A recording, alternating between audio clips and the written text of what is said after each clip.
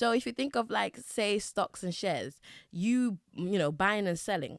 If you were to buy one stock and then a future down the line in the future you decide that you want to sell that stock, you may not sell all of the stock, or you may not sell all of your shares if you got shares in like a company or in something, right?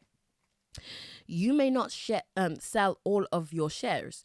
So what happens is you may decide that you only want to sell 70% of this, right? And in exchange, you gain 70% of something else, right? So going back to the idea of feeling worthy and whatnot, say you are someone that you grew up in and you were part of this program of not feeling worthy. You felt unworthy. And so it meant that you acted a certain way. You let people walk all over you. You were a people pleaser. Whatever the case may be, you didn't stand your ground, didn't have a voice because you didn't feel like you were good enough to be able to have anything. Say that that's how you were. You were 90% of that.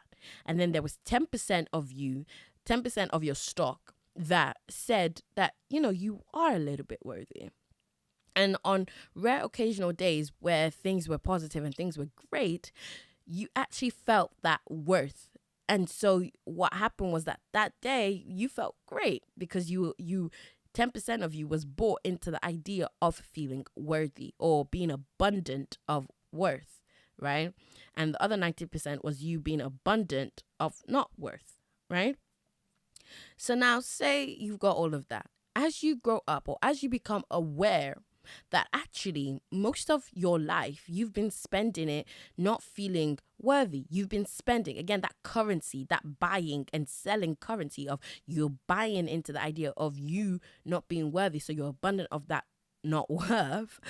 And so you've been spending your time in a way where it correlates to this idea of abundance of not being in worth. I know, mouthful. So the moment you become aware of that is the moment that you now can decide, do I want to keep renewing my subscription? Do I want to keep buying into this stock, into this company, into this share, into this idea of not being worthy? Do I want to keep buying into that and keep living my life in correlation to that? Or do I want to buy something else?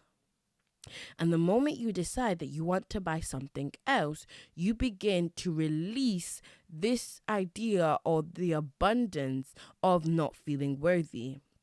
But it doesn't mean all of it goes at once.